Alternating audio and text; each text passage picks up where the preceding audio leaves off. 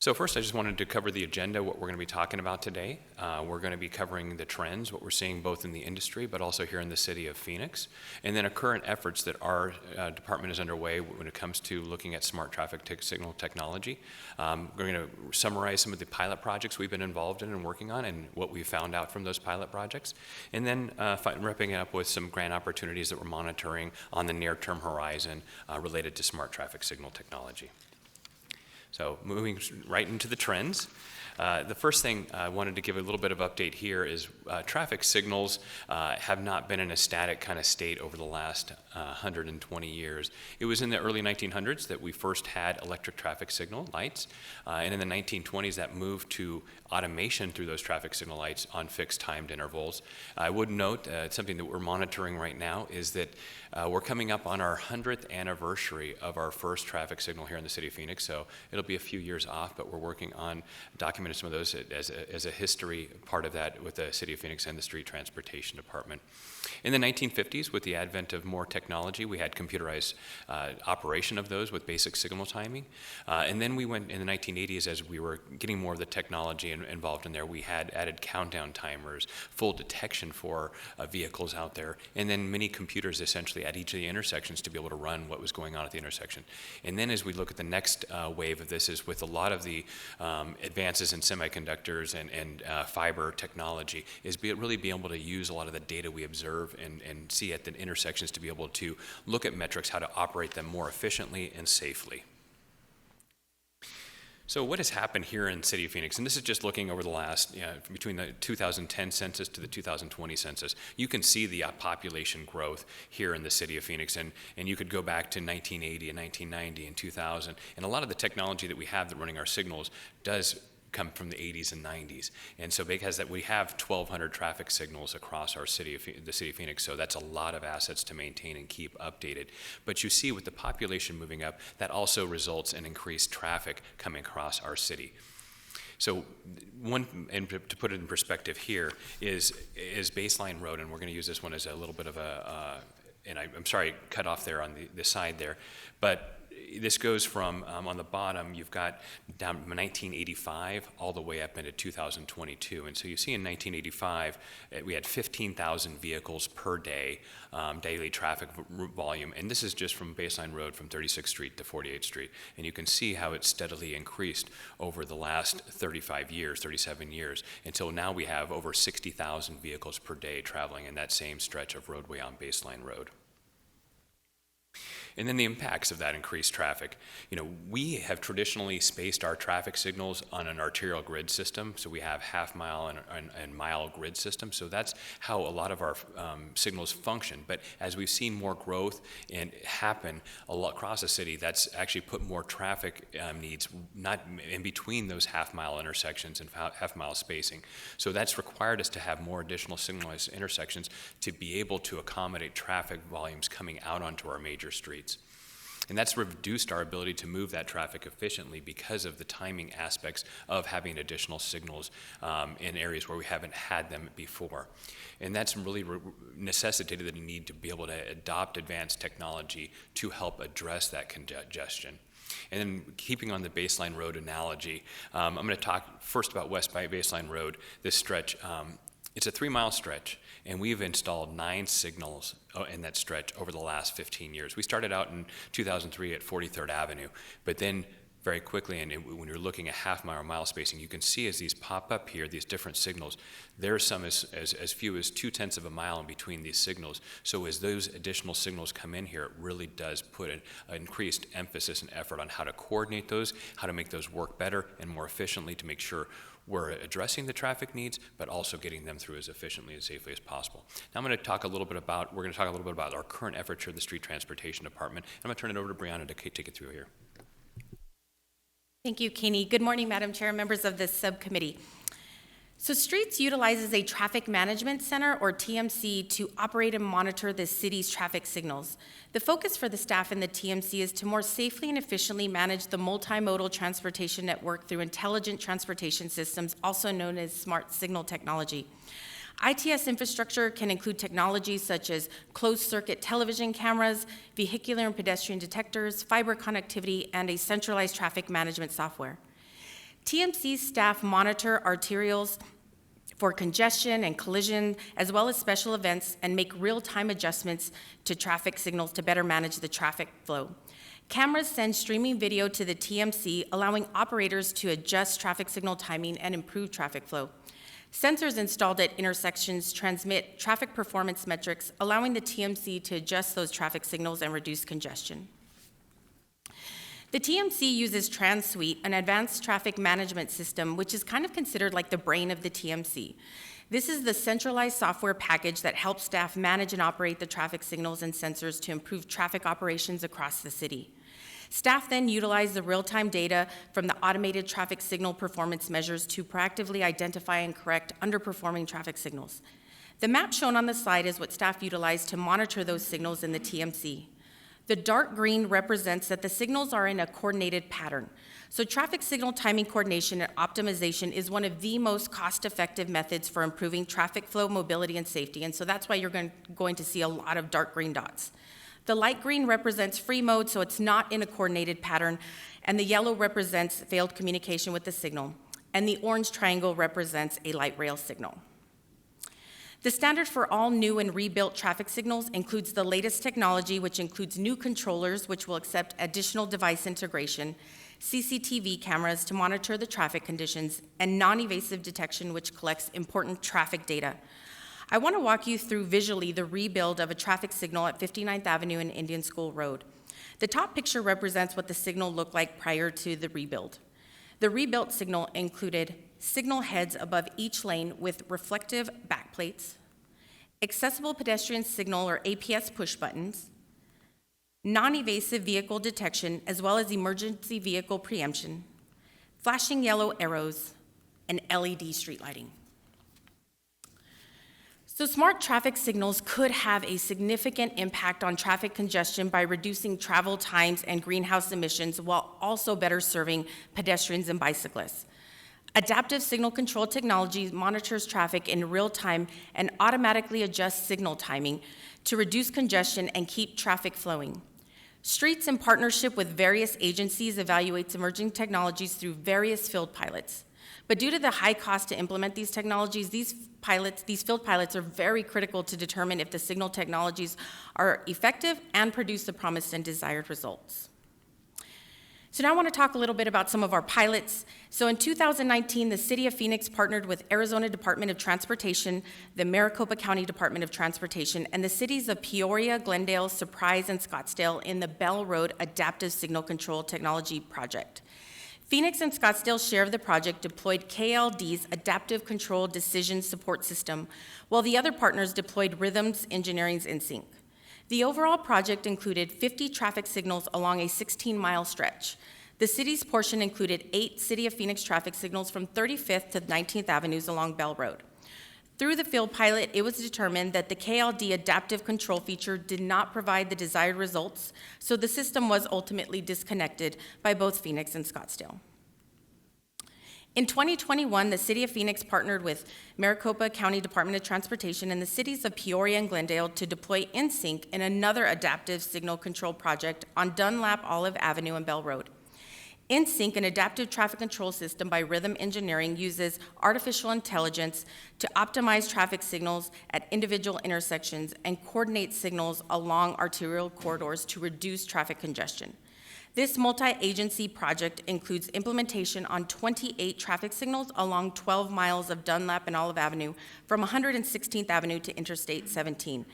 This includes 9 traffic signals within Phoenix, 5 on Dunlap, and 4 on Bell Road.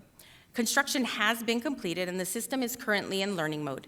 It is anticipated to be fully operational by December 2022 to begin evaluation. Our next pilot program was part of Maricopa Association of Governments Emerging Technology Pilots. Phoenix installed the no traffic system on Glendale Avenue between Central Avenue and State Route 51, which included 5 intersections. The no traffic technology is described as a system that can optimize traffic flow in real time and uses an artificial intelligence-based algorithm to calculate and improve service by optimizing traffic signals at these intersections. The operational effectiveness of the no traffic system was evaluated by our partners at the University of Arizona, and the initial results showed only minor improvements to traffic flow. But we are going to continue to evaluate the system as the technology had other benefits. So technologies that are currently available or used for vehicle detection and counts don't work well to collect reliable pedestrian and bicyclist data to improve pedestrian bicycle safety, which is a high priority for street transportation. So in partnership with Maricopa Association of Governments through their Emerging Technologies program, a pilot project was created to identify available technologies which claim to detect and count pedestrians and bicyclists and evaluate their capabilities. 7 different technologies were selected and deployed at 5 different intersections in the city of Phoenix and the city of Tempe. The evaluation of the pilot is complete, and the final report was published in January 2022 that showed several of the technologies had promise in delivering their stated objectives. So this next pilot project was not included in the report, the Argos Vision camera pilot, but it was recently installed at 2 intersections in downtown Phoenix, and it is a 1-year pilot. This camera is being studied for its robustness in our climate and the data that it provides, which includes counting vehicular, pedestrian, and bicyclists, as well as collection of speed data and vehicle classifications. The camera can also track near misses. We have partnered with the Arizona State University to evaluate the results of this pilot. So Streets continues to evaluate all opportunities to pursue federal funding to leverage city dollars to improve our transportation network. On September 19th, the U.S. Department of Transportation released a Notice of Funding Opportunity for Strengthening Mobility and Revolutionizing Transportation, also known as SMART grants, as well as for the Advanced Transportation Technology and Innovation, A10 program. In fiscal year 22, there is $100 million available for the SMART grant and $60 million available for the A10 program nationwide, and applications are due November 18th. Staff is preparing an application for a $2 million SMART grant to initiate a planning level demonstration or pilot project to validate emerging signal technology. Madam Chair, members of the subcommittee, that concludes our presentation. We'd be happy to entertain any questions or comments the committee may have. Thank you. Are there any questions? Yes, Vice Mayor. I was just looking at the Bell Road Adapted Signal Control, and it says desired results not achieved. What results were you trying to achieve? So what we were trying to achieve is that with the adaptive control, it will automatically identify when there is congestion and modify the signal timing so that it allows us to reduce the congestion. So what we saw with that pilot program is it did not reduce the congestion as it was stated, and so that's why the thought was, let's continue to evaluate it. We did see some benefits in terms of its ability to count vehicular traffic pretty accurately, which I think is really good, so that's why we're going to continue to evaluate it. But what we found was there was so minimal impact on that the cost of the technology is just way too expensive. So have you found a technology that could do the benefits of that particular KLD, and then also be able to get the other results we're looking for? So Vice Mayor Pastor, to date, right, we don't have a specific technology on the adaptive signal controls that we can, 100% say this is something that the city of Phoenix wants to invest in. But that's why we are making a very concerted effort to continue to evaluate all these technologies. New technology is coming out, every year, monthly, and we continue to work with our partners to evaluate these opportunities because we do see in the future that this is where we need to get to. We just want to make sure it is a sound investment for our city. Oh, yeah, because this technology costs a lot of money, so I would want those, at least try to have everything we can to be able to do all the different needs that we have. So that's why I was asking. But yeah, technology, it's so new that technology is going to be ever evolving until we hit there. So thank you. And hopefully with the grant money, we can explore technology. And Madam Chair, members of the subcommittee, the one thing I'll just add on to Brianna's comments there is that the adaptive signal control is one feature, but we also, because there's different vendors out there, there's different technologies, not all of them do everything we'd like them to do, so it's really, you have to explore different ones. The bicycle and pedestrian detection piece is very important to us, especially because we have a growing multimodal transportation network here in the city of Phoenix, so we want to make sure that those signals, especially in areas where pedestrian safety or safety issues by the city, that they can have detection in there and make sure we're accommodating those pedestrians and bicyclists just the same as we're accommodating the vehicles. Thank you. Are there any other questions? Any comments? Okay, and I neglected to introduce our interpreters, so I apologize. Mario? Chairwoman, I just had a question. Yes. Councilwoman, go ahead. Yes, thank you. Kini, great presentation. This looks great. I guess my only question with this is, how does this affect the yellow light timing? I know that's a conversation that you've been having, that I've met with different folks that have helped with the extending the yellow light timing. Because we see that can be an issue, and it seems, and I just want to make sure, how is it, that this will also be safe for pedestrians, and that we're being consistent as people are crossing the streets, and that it doesn't cause any chaos. And I know there's a little bit, it seems that in some places the light becomes red faster than in other places. So how do we make sure that with this technology, which sounds amazing, we're still addressing the issues with the yellow light timing?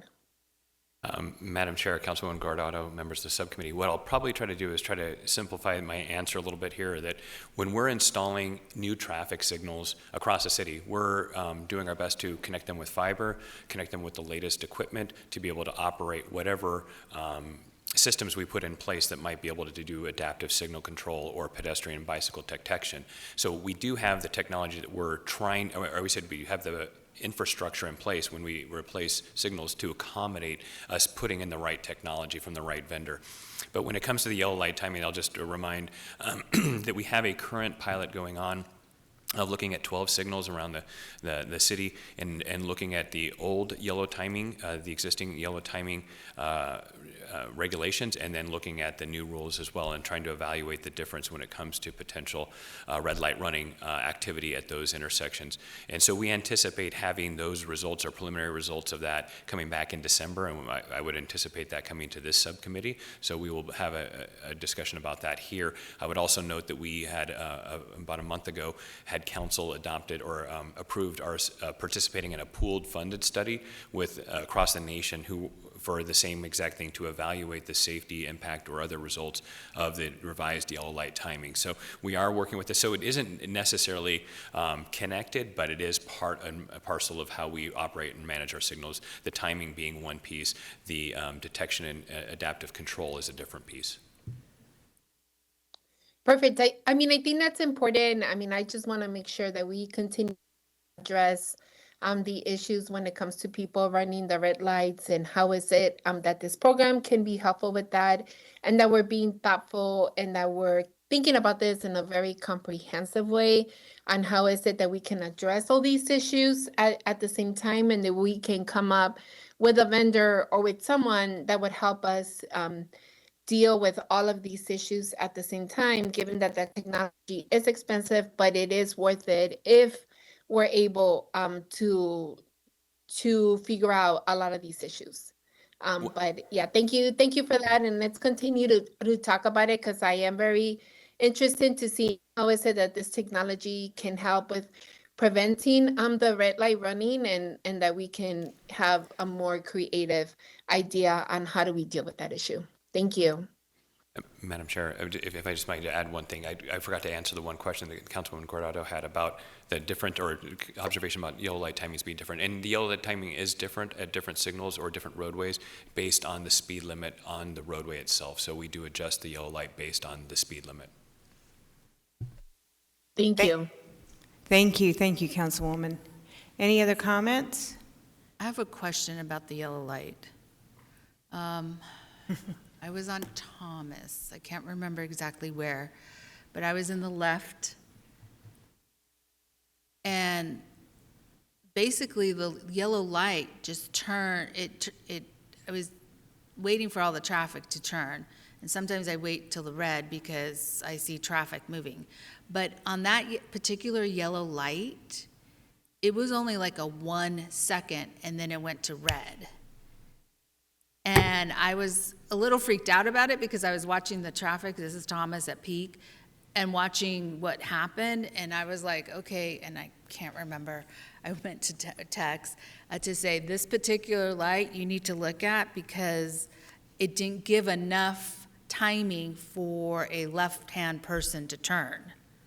And I don't know if that goes into the yellow light, but I just, when we were talking about it, I was like, yeah, we need to be understanding that the speed, it's consistent with the speed or what the regulations are. And Vice Mayor, do you know what cross street it was with Thomas? It was Thomas and I don't know what. Okay. It could have been 16th Street. I was coming, but I'm sure I'll be there on Thomas and see it again. So I will text you then. Yeah, thank you. Okay, any other comments?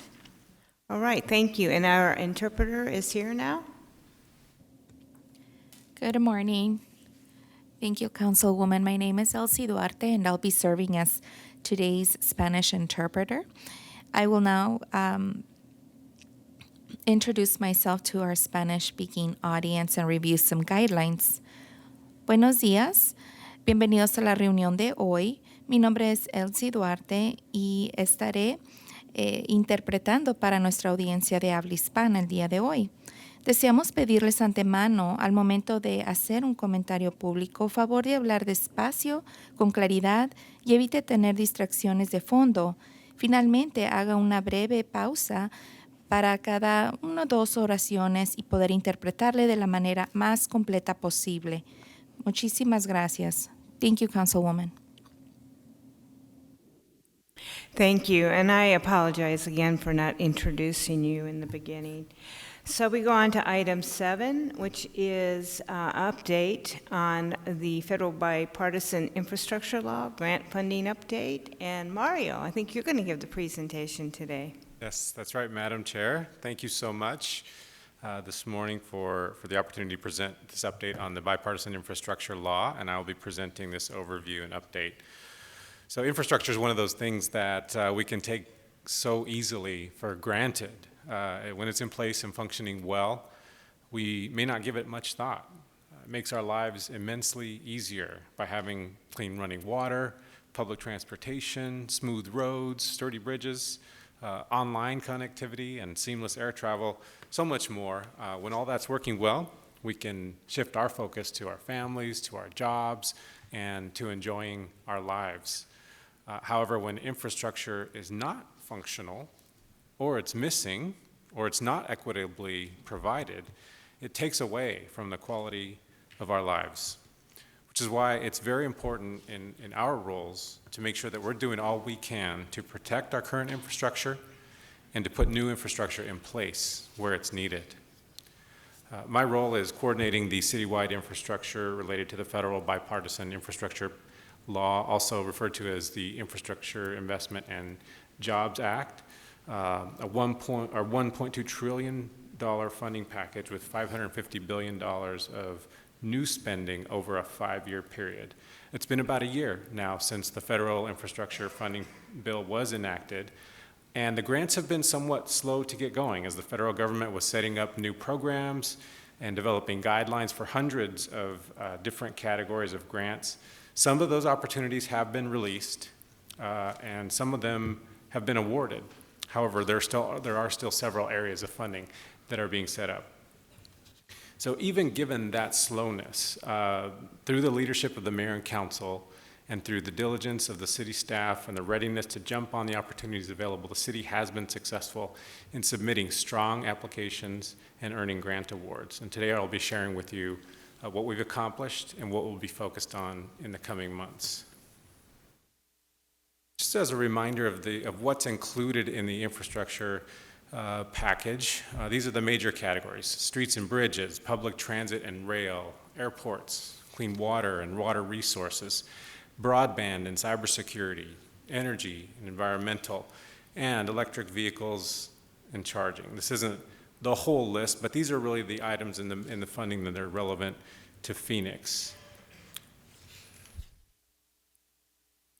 And there's emphasis on environmental justice and taking care of disadvantaged communities, making sure that infrastructure is provided equitably.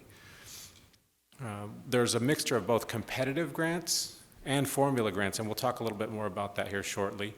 There's varied distribution, so some of the dollars come directly from the federal government to the city. Some of it goes through the state and is funded at the state level, and some of it comes to the region at the Maricopa Association of Governments, and the cities work with MAG to get the funding in place. We talked about the guidance and the notices of funding that have been slow to release, but the City of Phoenix has a very strong team of interdepartmental executives that gather every 2 weeks to discuss what funding opportunities are available, how we can share information and expertise on how to best acquire these grants, where we can partner together to submit the best applications and get the most out of our funding opportunities.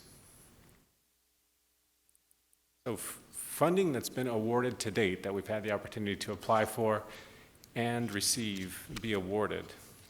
This is very exciting.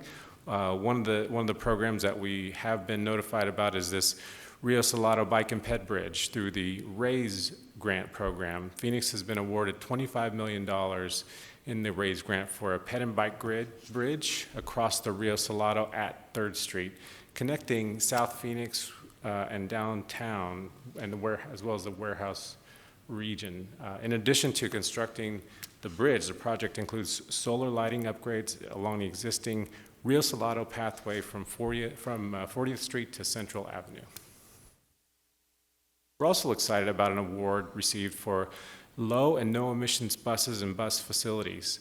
$16 million was received in 2 grants that we applied for to help us pay for battery electric and hydrogen fuel cell buses and install the associated charging facilities. So it allows us to purchase those buses and the charging infrastructure, and it provides the funding that we need to train the personnel that's needed to maintain the new fleet and the new facilities. So along with the Vice Mayor, who is chairing our Valley Metro Board, we're working closely with Valley Metro to assist them in developing their fleet transition plan to ensure we're moving forward together as a region. And next month, we're planning to come back to the subcommittee here in November to give an update on the fleet transition plan that we've set up and how this grant affects our ability to purchase those buses, to buy more of those low and no emission buses sooner. So we'll give you an update here very soon. There's also formula funding. So formula funding that comes through the BIL are those funds in programs that were already in place and which are allocated to the city essentially automatically based on a formula like population. And so these funds are doled out incrementally each year. We don't need to apply for or compete for those grants in the same way we do for the discretionary grants like we talked about earlier. But one example of formula funds that we've received is at the Aviation Department, where we received some funding for the airport infrastructure grant. And so far, we've seen about $5 million awarded, but we expect that through this formula grant, we will receive $40 million a year over the 5-year period. So close to $200 million, just under $200 million. Those funds are going to go toward the construction of a cross-field taxiway at the west end of the airfield at Sky Harbor that will reduce delays and congestion at the airport at its busiest times. So this will be the single connection point between the north and south sides of the airfield at the west end and provide air traffic control the needed flexibility in queuing and sequencing and recirculating aircraft. So we're looking forward to getting this project in place.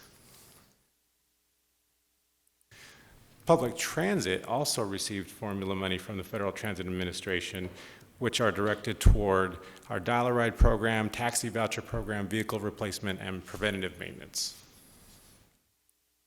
We do have several grants where we've submitted applications so far and that are currently under review by the federal agencies. So we're working with the Maricopa Association of Governments to partner with them on submission of a railroad crossing elimination grant at 35th Avenue and Indian School Road to separate the grade there from the railroad crossing, which will enhance safety and mobility and community access for residences and businesses. The total grant being requested is $89 million. The Safe Streets for All grant provides funding for the council-adopted Vision Zero Road Safety Action Plan. We've submitted this application, $30 million.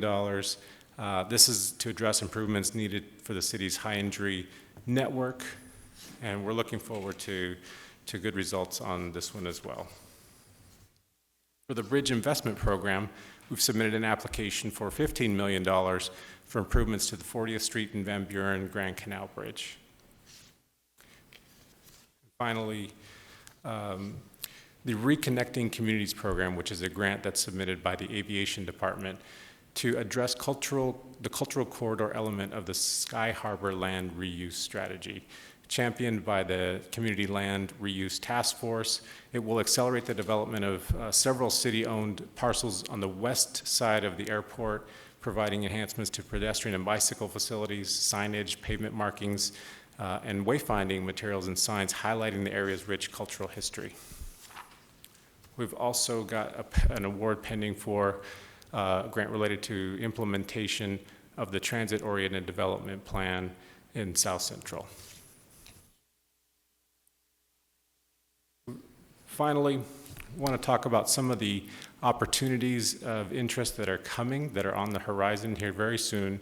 We expect to apply for most, if not all, of these grants.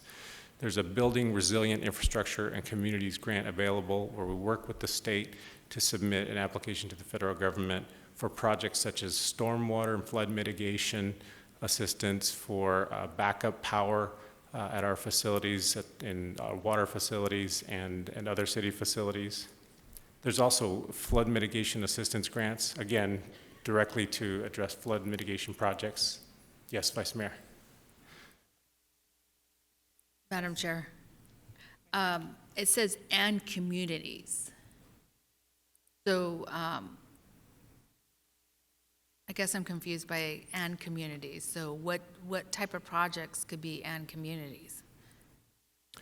You know, it's still Like the flood zone? Well, yeah, no, that's flood mitigation. Madam Chair and Vice Mayor, yeah, thank you.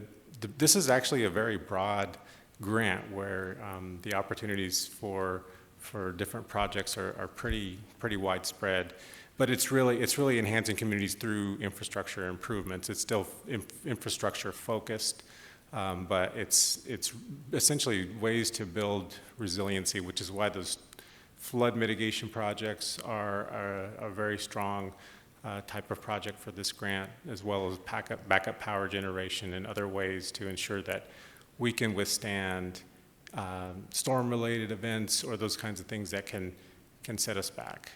So then we could apply for these type of infrastructure pieces for communities. Am I understanding that correctly?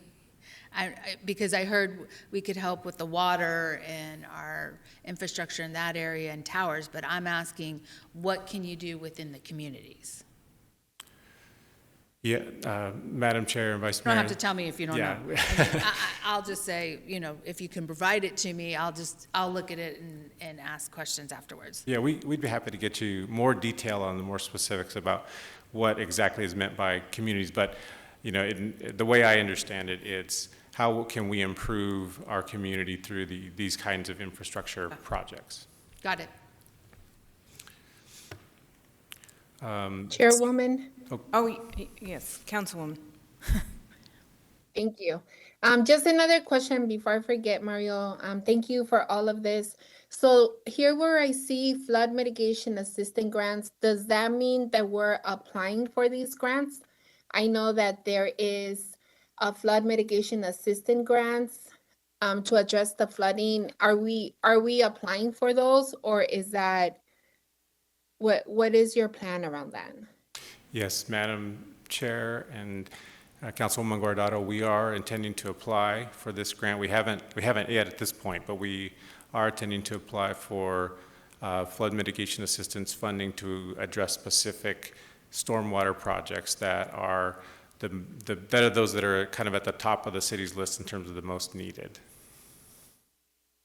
Right, just because on 55th Avenue, between Indian School and Camelback, between Indian School, I'm sorry, between Encanto and Camelback, there's at least five different schools in that area.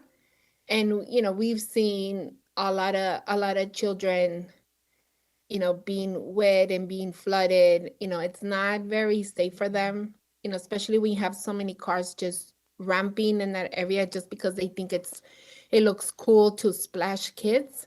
So I'm hopeful that we do put that at the top of the list just because there's many areas that I think, I'm sure like I'm not the only one that's going through that. But it can get very dangerous, especially for our children. Thank you. Understood. Thank you for that input. We will take a look at that area and the flooding in that area. And you're right, there are several areas of the city where we do have issues that we need to address. But we'll take a close look at that area on 55th Avenue from Encanto to Camelback, and see if we can find some ways to address that. We are very excited about the fact that there's federal money for this, because we don't have a dedicated city local funding source for addressing our stormwater projects. And so this gives us a chance to hit some of those that we haven't been able to hit over the years. And I'm sorry, Mario, it's not Encanto, I'm sorry, it's Osborne. Sorry about that. Osborne, not Encanto, Osborne. Okay, got it. Thank you, Councilwoman. Proceed. Thank you. So some others on the list here that we are looking at are desalination and water purification research program for research project funding, and small surface water and groundwater storage projects for our water resources team. Electric vehicle charging and fueling infrastructure. Just one note on this. So far, the federal government hasn't issued any opportunities for cities to get funding directly from the federal government on electric vehicle charging. Money that's been doled out at this point has been to the state. And so they've been given pretty specific instructions on what they can do with that funding to address electric vehicle charging along the highways throughout the state. And so they're putting that into motion now. But we do expect some funding opportunities to come available here in the near future for electric vehicle charging that we can apply for directly. The SMART grant you just heard about in the presentation from the Street Transportation Department, so that one's coming very soon, as well as this Advanced Transportation Technologies and Innovative Mobility Deployment. And finally, Consolidated Rail Infrastructure and Safety Improvements grant, where we have railroad crossings that we can improve safety at, and we're looking closely at applying for this grant as well. So with that, I'd open it up to any further questions you might have. I just have a quick question. Have you been looking at the potential grant money and comparing, or not comparing, but assessing how it might complement what we're doing with the GO bond?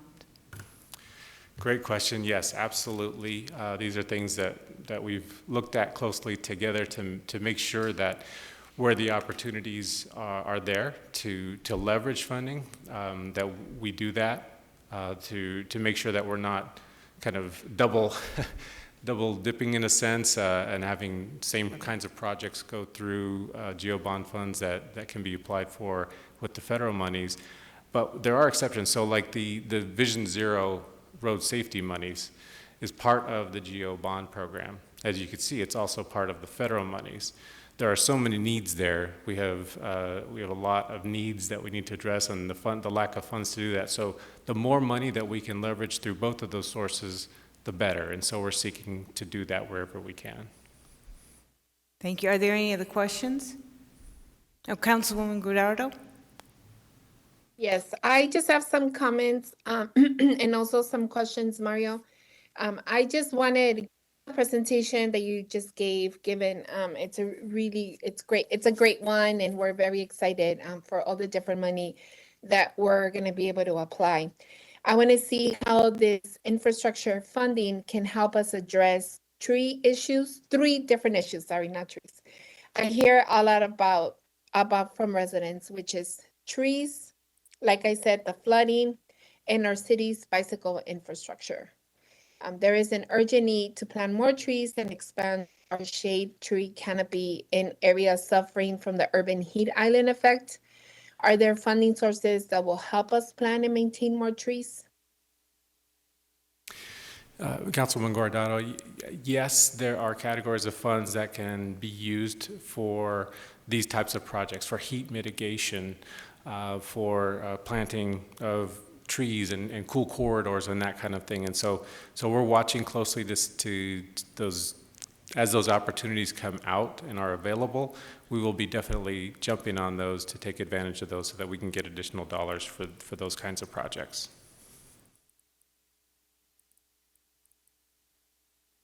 Have you guys looked into the Building Resilience Infrastructure in Communities grant that would allow funding for more trees?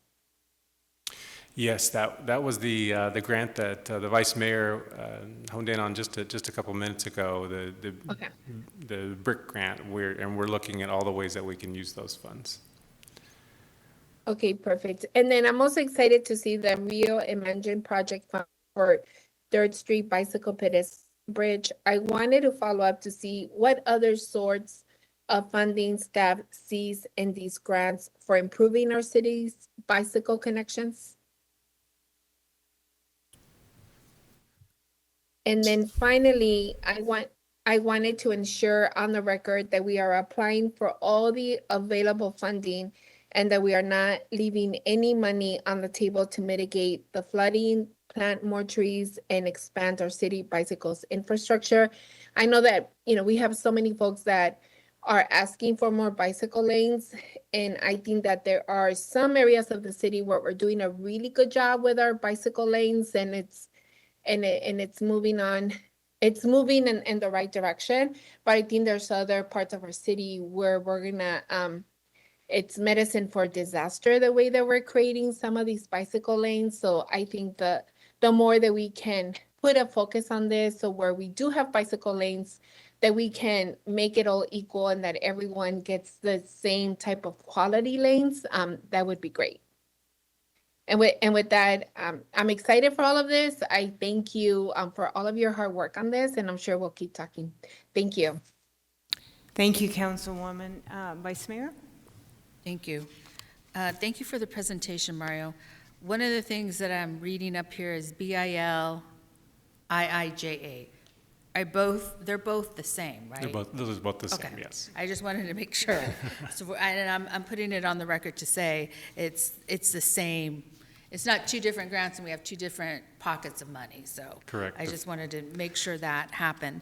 In the flood mitigation assistance grants, how do you apply for that in that sense of you just apply for particular areas of the flood mitigation, or there are standards that need to then qualify for that?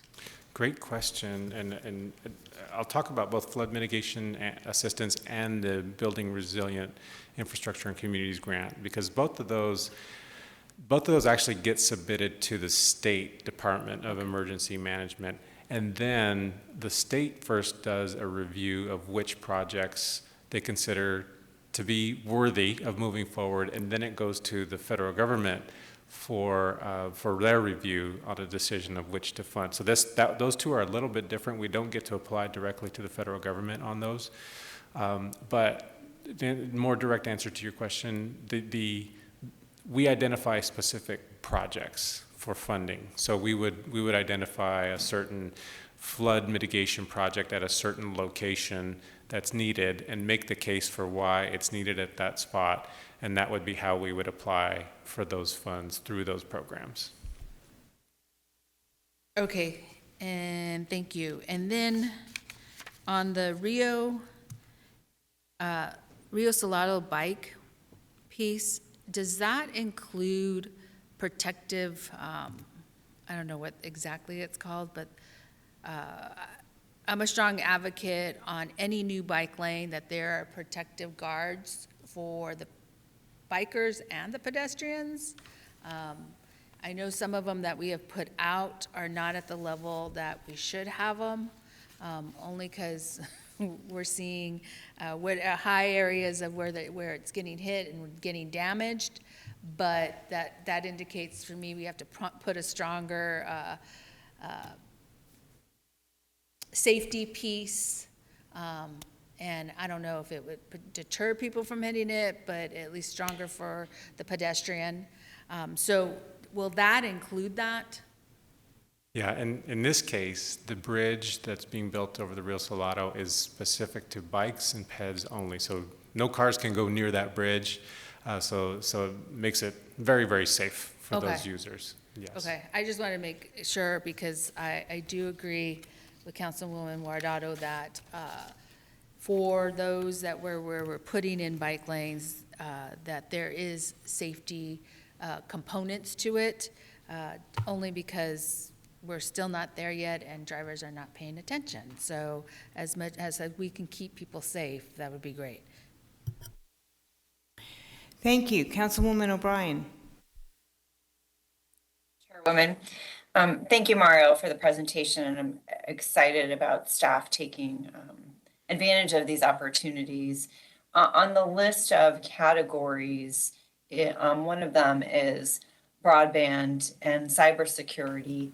And related to infrastructure, I just want to make sure that we're not overlooking that strategically important aspect of the city infrastructure in that category. Yes, thank you, Councilwoman O'Brien. These broadband funds, at least to this point, have been set up for service providers mainly to be able to tap into those funds, and they can partner with cities to do that because cities aren't necessarily an eligible applicant in a lot of these cases. They're very unique, and so we've been reviewing these closely to try to take advantage of. But we agree with you 100% that those we need to make sure we're getting every dollar we can to help with expanding the broadband availability and closing that digital divide wherever we can. As well as the cybersecurity? Cybersecurity I focused on the broadband, but cybersecurity is something that we are taking advantage of. Our IT department is reviewing funding opportunities that are available right now to see how we can submit an application and get some dollars for cybersecurity as well. But yes, very much so. Great. I just wanted to, I know you highlighted a lot of stuff related to the transportation aspects and just wanted to make sure we weren't missing any opportunity. Thank you so much, Mario. Thank you, Chairwoman. Thank you, Councilwoman. Any other comments? All right, we'll now then move on to item 8, lead and copper rule revision update.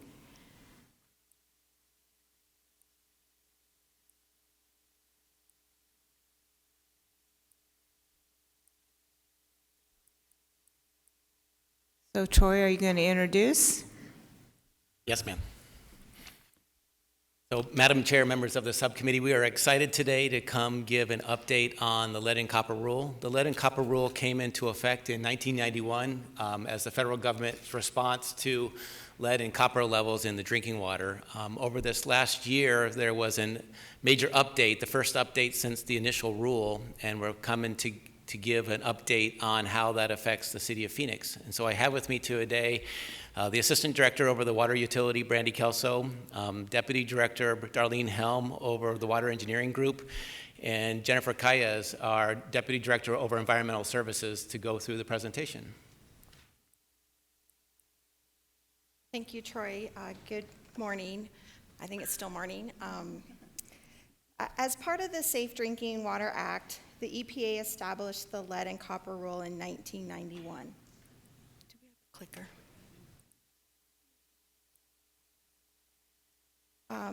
The rule was to protect public health and reduce exposure to lead in drinking water. The most common source of lead in drinking water is lead leaching from household plumbing, including from certain brass fixtures, copper piping joined with lead-based solder, and lead service lines. When water stands for several hours in lead pipes or plumbing fixtures containing lead, The lead may dissolve into the water due to the corrosivity of the water. Lead particles can attach to the surface of galvanized materials like galvanized steel and iron. As part of the 1991 rule, the Water Department is required to sample and monitor drinking water at customer taps. Our water system has been and is currently below the established action limits for lead. A large part of this success has been due to the fact that the department policy to eliminate and replace all known public lead service lines in response to the rule.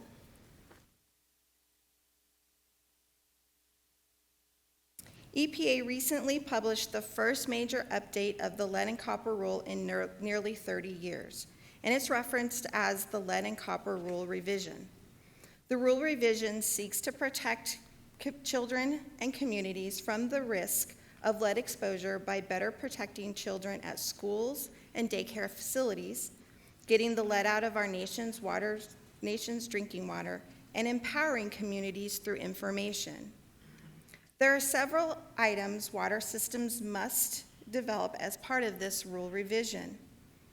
First, we must develop a publicly accessible lead service line inventory for both the city and customer-owned portions. Based on the inventory, we must develop a formal plan for replacing the lead and galvanized service lines. Similar to the 1991 rule, the rule revision has continued monitoring of lead and copper in the water system.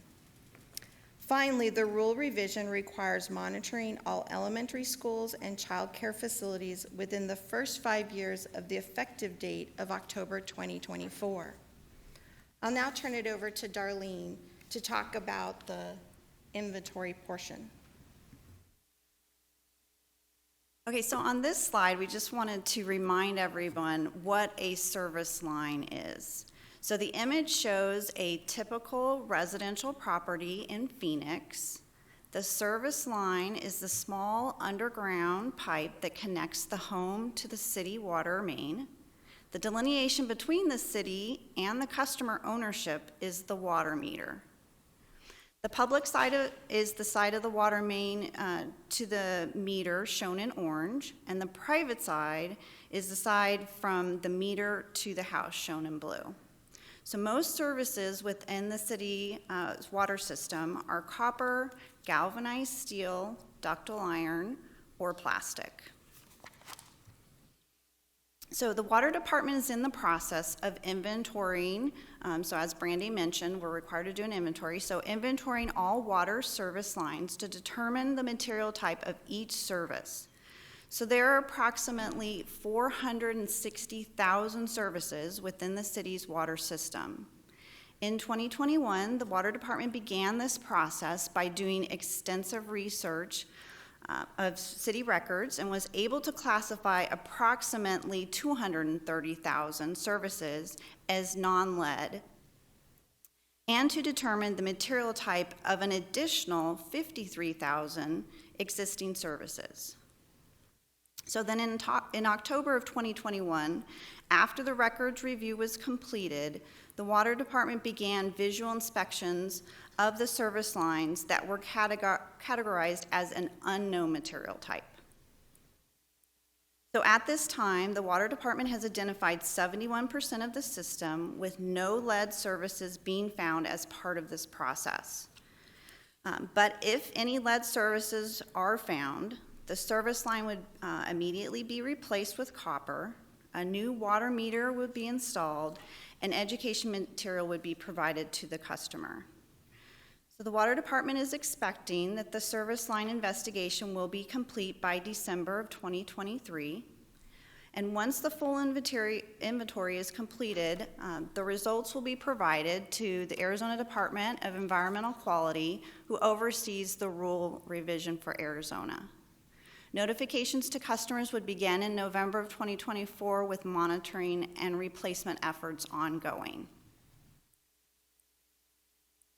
So the rule revision requires water system providers to address galvanized steel service lines since lead particles can attach to the surface of the galvanized material. The Water Department expects to replace all galvanized services as part of compliance with the rule. Based on the expected results from the inventory program, the Water Department plans to replace approximately 3,500 galvanized service lines on the public side of the meter. In addition, we expect approximately 2,500 service lines will need to be replaced on the customer side of the meter.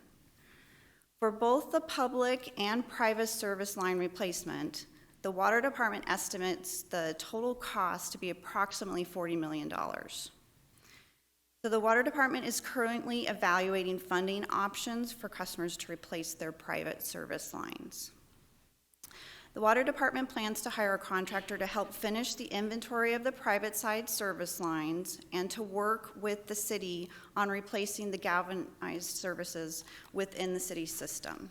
Now I'm going to turn the presentation over to Jennifer. The rule revision requires the Water Department to notify customers initially upon completion of the lead service line inventory and annually.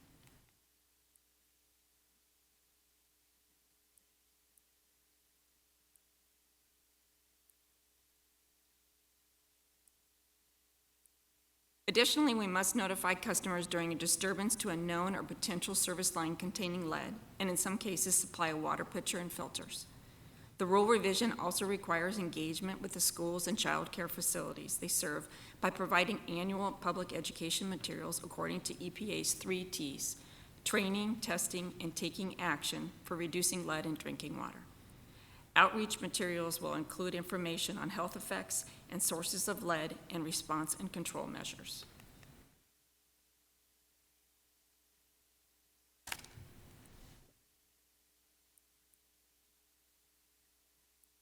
In January 2017, the Arizona Department of Environmental Quality initiated a partnership with the City of Phoenix on a 6-month statewide screening program for lead in public school district drinking water.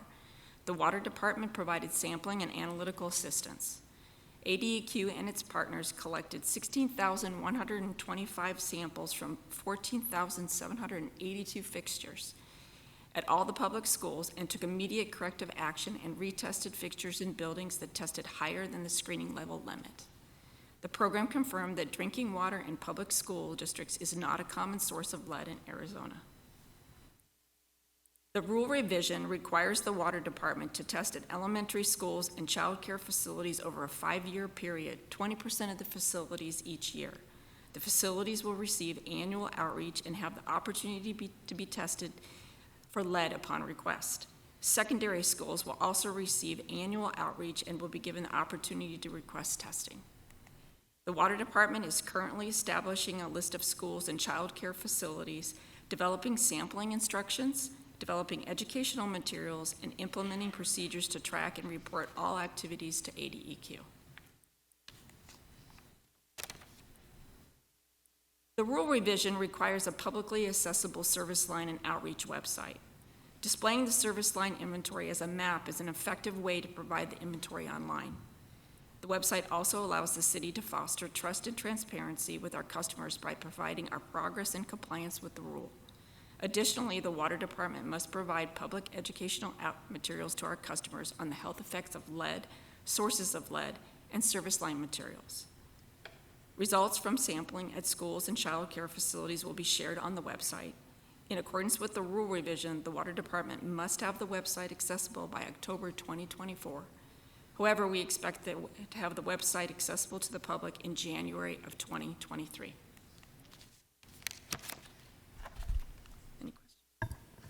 And that concludes our presentation, and with that, we can take any questions. I just have one quick question. So the 40 million, was that a part of the rate increase that we passed a couple years ago, or is this another cost? So this wouldn't have been identified at the time that we did the rate increase, and so currently we have funding put in the capital program to address this issue. We are also working with the state through the WIFA funds, so the A lot of the water money that came through the EPA got distributed to the state, similar to what Mario was talking about with the BRIC program, is we then apply it to the state then takes that and then applies that to the federal government. One of the specific programs that's identified in the WIFA program is lead and copper. So the state got a certain amount, or is going to receive a certain amount of money to address this issue on statewide issues. And so we're hopeful with that we'll receive some funding from the state side through the federal government to address that issue. Thank you for that clarification. Are there any questions? I have questions. Vice Mayor. I always have questions. If we can go back to the slide of the service line.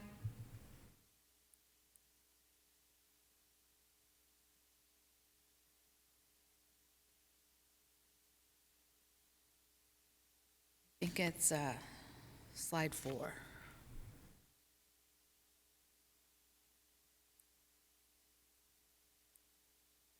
As you can see, the water main, and that's the service line, and then it goes to the property owner. If we advance and change our line, I don't think the property owner is going to go and change their line. Right. So how is that going to prevent lead? Yep. I mean, if So- I have lead pipes. Chairwoman, Vice Mayor Pastor, so the rule requires both sides to be replaced.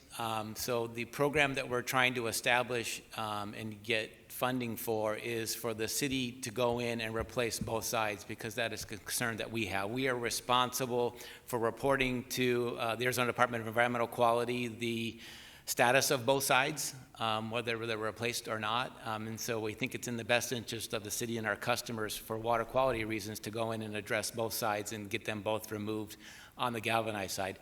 As Darlene said, or our initial evaluation of the 70% of the inventory that we do have, we have not found a lead service line in our system, and we don't anticipate to find one.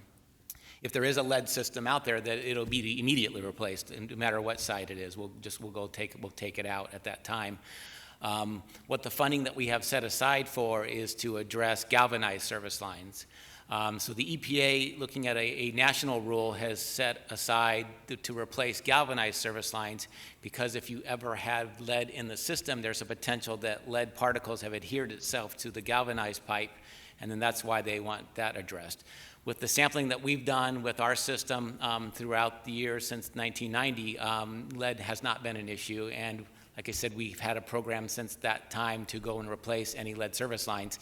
And so we don't anticipate that being an issue, but be overcautious that we would then go pull the galvanized service lines. And that's kind of the magnitude that we reflected into about 3,500 or so on the city side and about 2,500 on the customer side. The plan would be then to go replace both of those.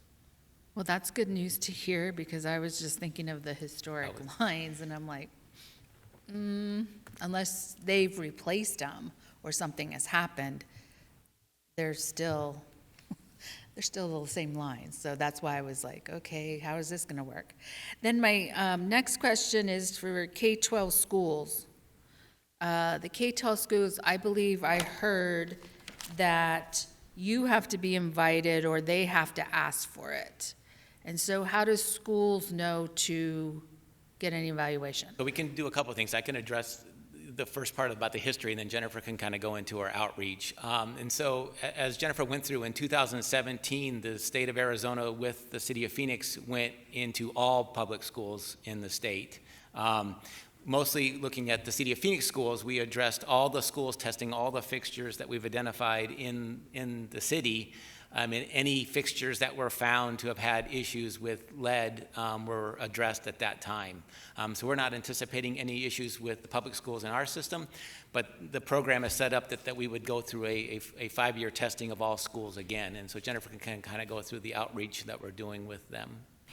Yes, on the public schools, the elementary schools, we must sample every school in a 5-year period, 20% each year.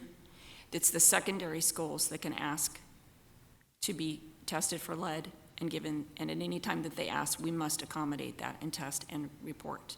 It's the secondary schools, is that what I heard? Do you mean The the high schools? secondary schools are the ones that can actually request. So our inventory will be of the elementary schools and childcare, and we must do all in that 20% for a 5-year period. Okay, so let me, so it's the elementary and the childcare that's mandated, I guess. is I'm gonna Mandated, correct. use that term, and it probably a better term somewhere. And then it's the high schools that then ask for the service Correct. with no cost. No cost. Okay, I just want to make sure I And heard as that a correctly. clarification to that is we tested high schools as well in 2017. So it was all schools in the Phoenix area were tested, public schools. Oh, okay, okay, so then that's great to know. All right, and then I know one more, your outreach, because I know we have talked over the years about outreach, and Water has a great outreach system or department or area. My question is, are you layering this outreach, are you layering it on top of the other outreach? And what I mean by that is when you go into a school and you're going to do outreach in this particular area, we have other areas that we're trying to do outreach in, like water conservation, all these other areas. So then is it layered? So once you're in the school, it's different outreaches going on, I guess, or information happening? Madam Chair, Vice Mayor Pastor, yes, and so it would be layered on top. So this would be over and above what we do now with conservation and other types of messaging that we do into schools. Mostly because of the mandatory requirements of the law that we have to then go through and adhere to, and so be providing materials and giving updates and things like that as the testing then proceeds. Councilwoman O'Brien, do you have questions? Yes, thank you. So thank you, Vice Mayor, for asking the questions about the schools. You talked about that all the schools were tested in 2017, including our secondary. Is there a reason to think the test results would change now So at a Madam- later date Yeah, from Madam- 2017? Yeah, Madam Chair, Councilwoman O'Brien, no. The only way that it would change is if the school has gone in and changed fixtures out and installed fixtures that had lead with them. Since it's been illegal to create fixtures in the United States, it would be highly unlikely that that would change, but that would be the reason that it would. Oh, so that would be the only reason then.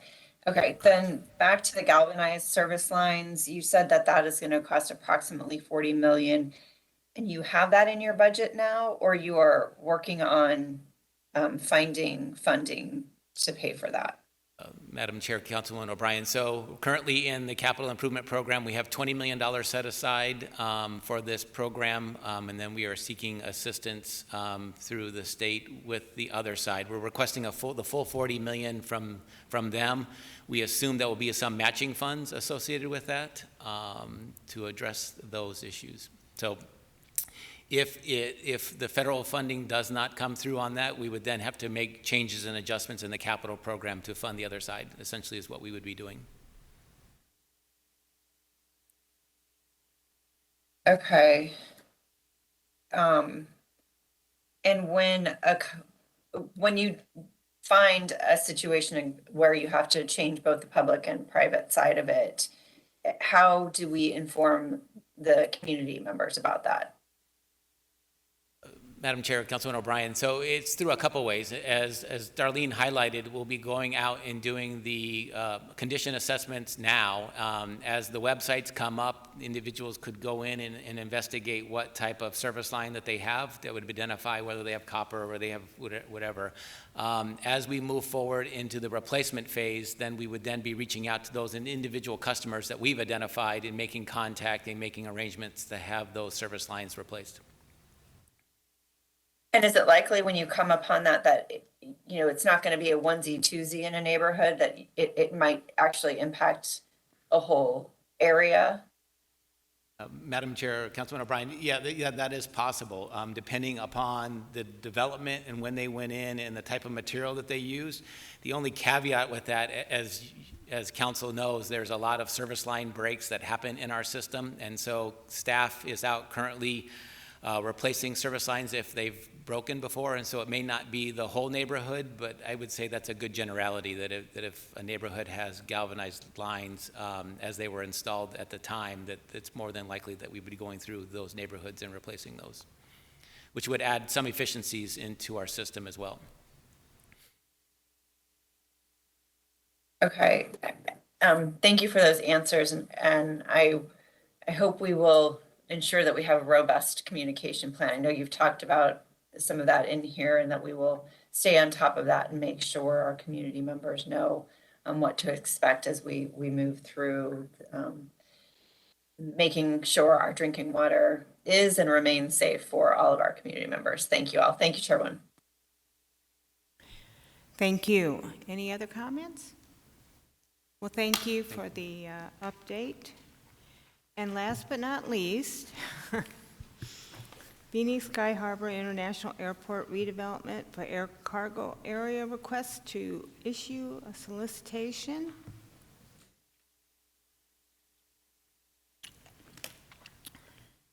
Madam Chair, Chad Makowski, Airport Aviation Services Director, is here with his team to introduce his team on this presentation.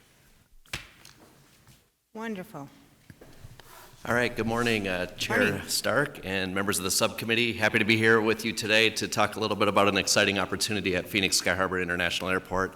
I often talk about the fact that Sky Harbor Airport continues to be among the very busiest airports in the world, and we do that on a very efficient footprint at only 3,400 acres in size. So we want to make sure that we're maximizing the productivity of our entire airfield. We have a portion of our airfield in alignment with our comprehensive asset management plan that we'd like to modernize, and here to tell you a little bit more about it and to request your approval is Assistant Aviation Director Roxanne Favors and Aviation Superintendent Richard Graham, and I'll turn it over to Roxanne for some additional comments.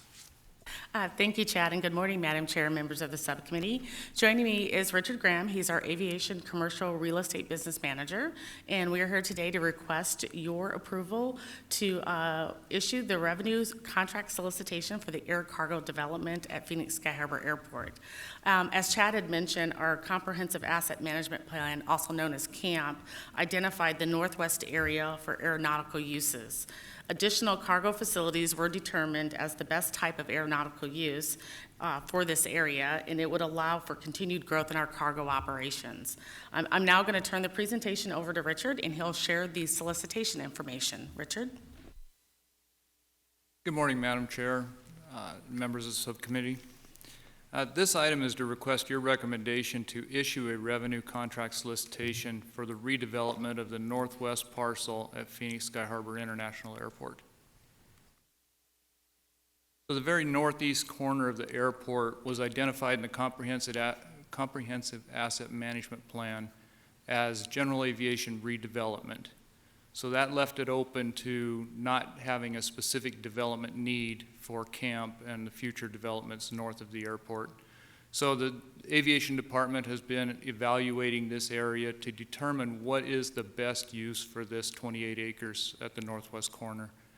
A year ago, in October last year, we issued a request for information, a very open-ended RFI, out to developers and potential aeronautical users that may be interested in developing at Sky Harbor Airport.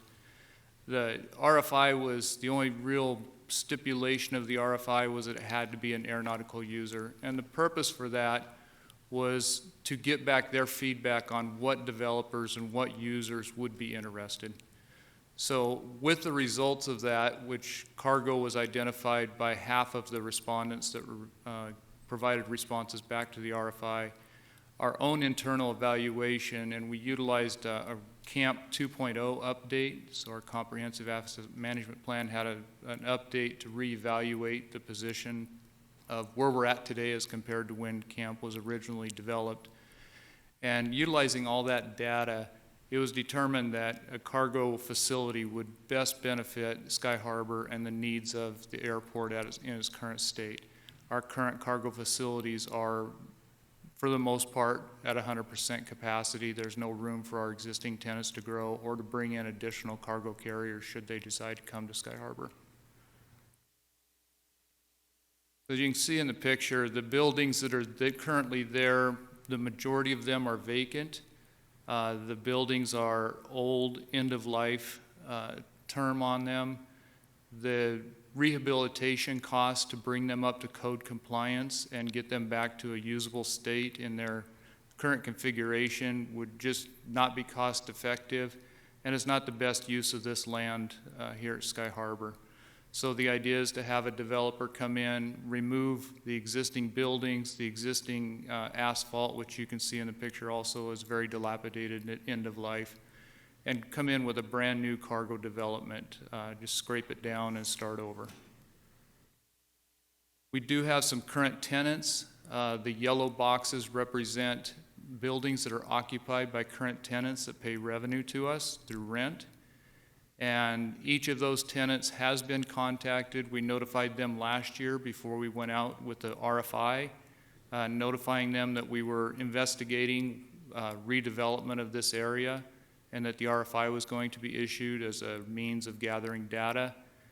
They have also been contacted this year, notifying them that we were going to issue the RCS for a new cargo development, and that the plan is to redevelop this entire area to support cargo at Sky Harbor Airport. So some of the tenants that are in these buildings, we got Broad LLC, which is Andrew Cohen's company. He has a corporate aircraft in one of the corporate hangars. SRP occupies four separate hangars. Modern Industries occupies one hangar. Arizona Department of Public Safety occupies 2 hangars. And then the FAA occupies a space. We have a portion of the FAA on the airport that maintains some of our lighting system on the airfield, and they operate out of that building. And one other, we have a trucking company that uses an office building as just a corporate office space, non-public use, that is a temporary. When they went in there, they knew that it was going to be temporary. Current lease agreements through Sky Harbor all allow for termination of leases for airport development. So that is a clause within the current leases for all of these tenants.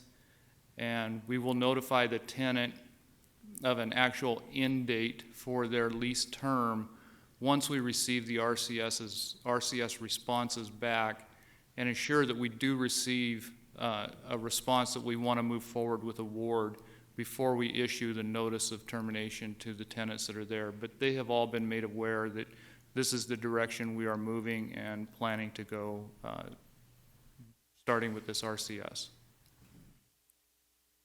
So the terms of the RCS, it will be a ground lease, so we'll provide the space as is, and it will be the developer that will go in and make it usable for his purposes. There's approximately 28 acres. Will be a 30-year term with one 10-year option, and that option is at our discretion. Rarely do we not exercise that as long as the tenant is in good standings and we don't have a future use for the area, but it's still something where we control the property on Sky Harbor, so we have that discretion. 2 years ago... Just a moment. I think the Vice Mayor had a question. I did have a question, and it was question 4. I was on slide 4. So I understand 1, 2, 3, 4, 5, 6, 7. There's 5 or 6 tenants. And I understand that they have been notified of the process. And I know it's a little different, and I know it's different tenants in there, but I feel you probably should give them an end date of a lease, only because they at least know this is going to be the last month, because I don't want to be in a situation, which will come to council, in a situation where they said, well, yes, they notify us, but we're not sure where to relocate. We're unsure the cost of everything. We need more time. And so those are my concerns in this whole process. and be able to say, this is, and if there's an extension, that's great. But they're prepared that this is the date that, you know, we will no longer be on this property, so that we are it highly encourages them to look for another relocation space, unless we have a space to relocate them and we can help them. So those are my thoughts and questions, I guess, all in one. And Chair Stark and Vice Mayor, excellent feedback, and we'll definitely incorporate that into the strategy. The good news is, as we do this development, we think that we'll be able to work with the developer to do it in phases, such that there'll be plenty of notice as they're phasing in before we'll actually reach those impacted tenants. We've already had very deep and robust discussions with these tenants, but the recommendation of giving them some idea of an end date to this lease is a great one, and we'll implement that. Thank you. I believe Councilwoman O'Brien has some questions as well. Thank you, Chairwoman. Chad, you just said you believe you have plenty of notice. Can you define roughly what you believe plenty of notice to be? Chair Stark, Councilwoman O'Brien, I'm going to ask Richard to go into a little bit more detail of some of the discussions we've had. But I will tell you, just to preface it, this solicitation will take several months to complete. And then we'll go through a planning phase, a design phase, and then an implementation phase. So this is going to be multiple years out yet before we actually get to a place where we're impacting the tenants significantly. But Richard, any additional?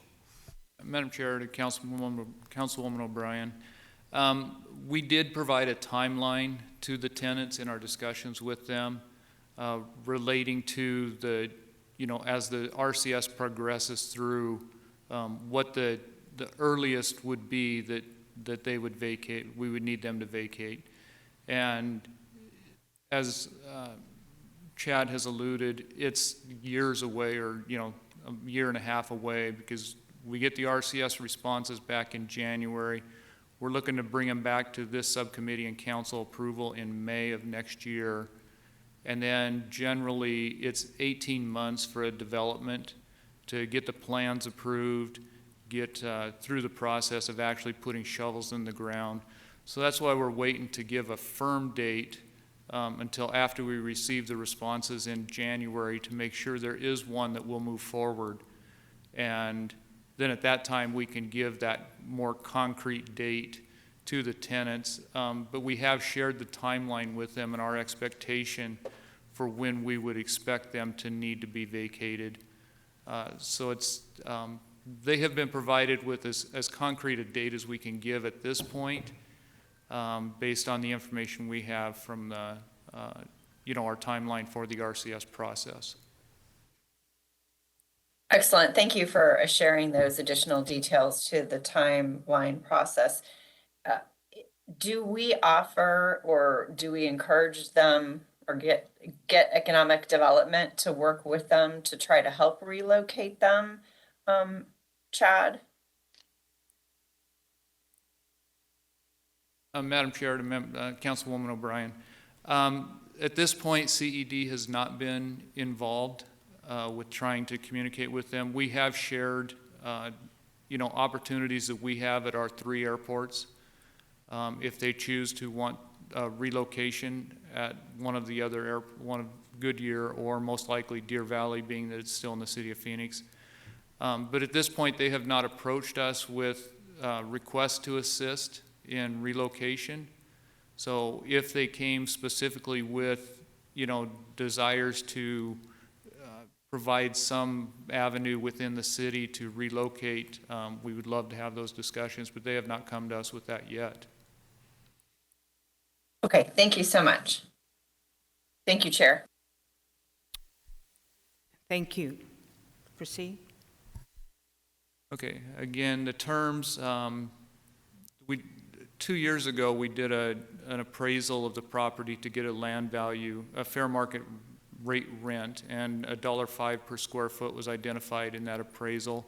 So that would be the ground rent rate for the lease terms, and that would provide almost $1.3 million in annual revenue to the city through this ground rent. And the rent would be adjusted every 3 years utilizing CPI or the 3%, whichever is greater. And that would be the escalator through the term of the lease. And here's just some images of the current buildings. Again, they're at end of life, would take significant investment to bring them back up to usable condition.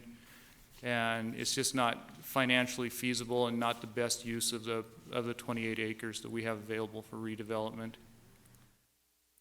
And so the developer come in, remove these existing buildings, and build us a nice new cargo facility that would be eye-appealing as you enter from off 24th Street up there on the northwest corner of the airport, and provide a big benefit to the airport in regards to expanding our cargo operations to allow our current tenants to expand their needs over the as their business is growing. So aviation requests that the Transportation Infrastructure and Planning Subcommittee recommend to the Phoenix City Council to issue an air cargo development revenue contract solicitation for redevelopment of the northwest corner of Phoenix Sky Harbor Airport. That concludes my presentation. I'm happy to answer any questions. Thank you. Are there any other questions? Could I then get a motion? Just one. Oh, can I have one? Sorry, Chairwoman. Oh, no worries. Councilwoman O'Brien. How long ago was the study conducted for what the current rent should be? Councilwoman O'Brien, it was 2 years ago that we got the appraisal completed.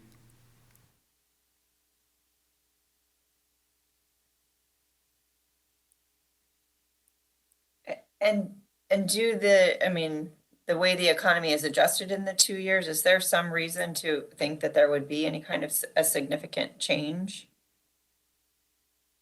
Councilwoman O'Brien, we've had other appraisals on some other parcels, and over the past 2 years, there has not been a significant change in the appraisals that we have had done, completed that are comparable. None of them were done on airport, but they're in the vicinity of, and there's no reason to believe that that $5 is not close to the current fair market value rate. Wonderful. Thank you so much. Thank you, Chairwoman. Any other comments? Thank you for that question, Councilwoman O'Brien. My question is, they have a 30-year term with one 10-year option for extension, so that's 40 years. What happens after the 40 years? Vice Mayor, with all aviation lease agreements, at the end of the term of the lease, the improvements revert back to aviation. So at the end of the 40 years, those would become aviation-owned buildings. Okay. And then we could lease them out as, or move forward with whatever we would use them for internally. Well, I was just wondering, not only do we purchase them, or it's just because it's part of the lease and how it's been built today, then it goes back to the city. Okay, that's what I wanted to know. Thank you. Thank you. So do I have a motion? I move item 6. I moved. Okay, go. Second. You got both of them. Okay, I'll take one as a motion and one as a second. All those in favor, say aye. Aye. Aye. Any opposed? The ayes have it. Next on the agenda is call to the public. Do we have any new speakers? There are no new speakers. Okay, thank you. And then future agenda items in November, we'll be reviewing planning and development and their overall process improvements and new development drought policy. Is there anything else? Wonderful. We'll see everyone in November then. Meeting adjourned. Thank you. Chairwoman, sorry. Councilwoman O'Brien, I'm sorry. No, that's okay. I was having trouble with my mute button. I apologize. Is the Metro Regional Public Transportation, that is not going to be what I think it is. I want to talk about or have somebody to talk to us about the Prop 400. Okay. extension. Is that any way we could talk about that in November? Yes, we I know can. you've got a draft. We will. Okay. Mario's nodding his head. He's Yes, on it already. Thank can. you. All right. Yes, we need to talk about it. Wonderful. Thank you. Thank you. Yes. Thank you so much, Oh, Chairwoman. absolutely. Anything else? Okay, meeting adjourned. Thank you.